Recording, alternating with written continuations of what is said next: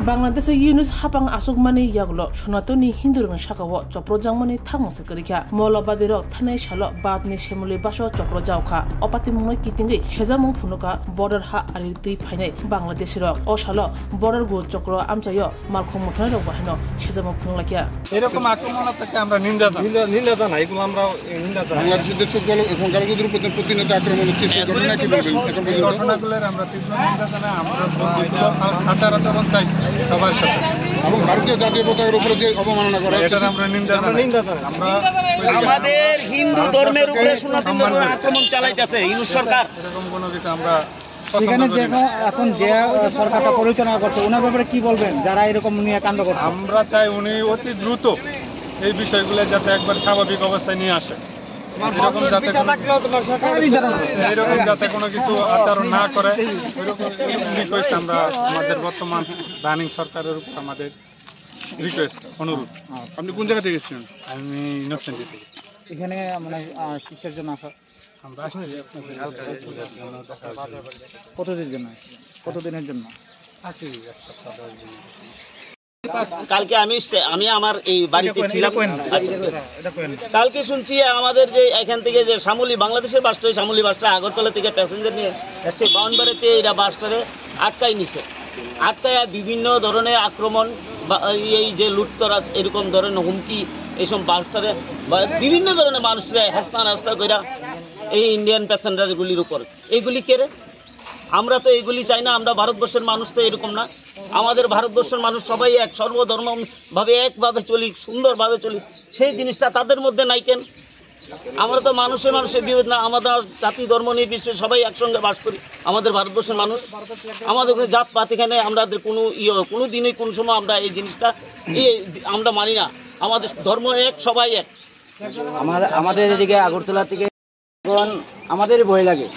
আমরা ইন্ডিয়ার মানুষ, হ্যাঁ, আমরা বাংলাদেশের জন্য একটা আত্মীয় স্বজনের বাড়িতে আমাদের ভয় লাগে। কেন ভয় লাগে? যে পরিস্থিতি হয়েছে বাংলাদেশে, এই পরিস্থিতির ভিতরে আমরা দেই না, হ্যাঁ, আটকে রাখি। তবুও এরা আত্মীয় স্বজনের বাড়িতে যাওয়ার জন্য এরা মন খুলে আত্মীয় বাড়ি যাচ্ছে।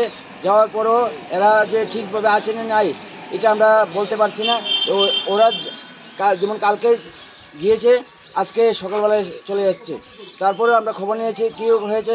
এখানে বিশাল বড় একটা গণ্ডগোল চলছে, হিন্দুদের উপরে বিশাল বড় একটা আক্রমণ করা হচ্ছে বাংলাদেশে। হ্যাঁ, এটা আমরা ইন্ডিয়ার বাসীকে চাই, হিন্দুস্তানকে চাই। আমরা যেমন পুরা অল ইন্ডিয়া বাংলাদেশের লোকের কোনো সম্পর্ক যেমন না রাখে, এটাই আমরা চাই ইন্ডিয়ার বাইরে। বাংলাদেশের গাড়ি কি এদিকে আসছে? বাংলাদেশের মাল গাড়ি কালকে দেখেছিলাম, কালকে মালগুলি আসছে। আর আজকে তো এখনো আসছে না, আজকে এখনো নাই।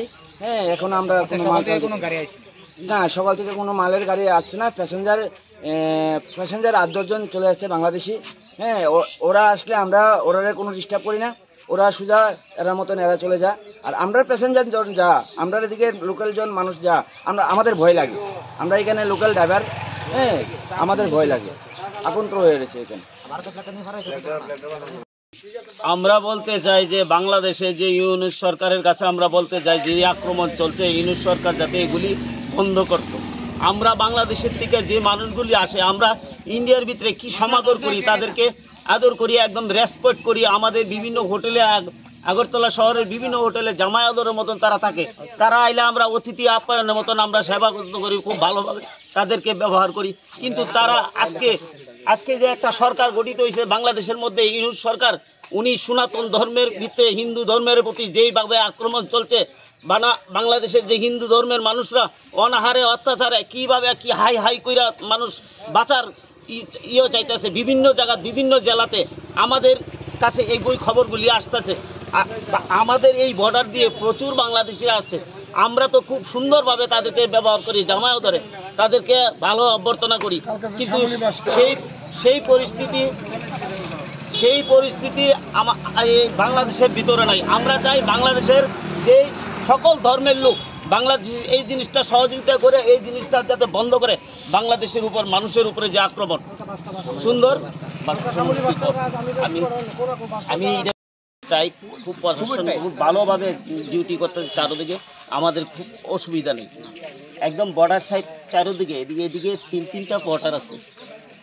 দিকের বর্ডার খুব ভালো টাইট ডিউটি, দিনে রাত্রে আমরা আমরা খুব শান্তিতে ঘুমাইতে পারি বিএসএফের লাগে। আগে আমরা পারতাম না, এখন আমরা নিরাপদে ঘুমাইতে পারি।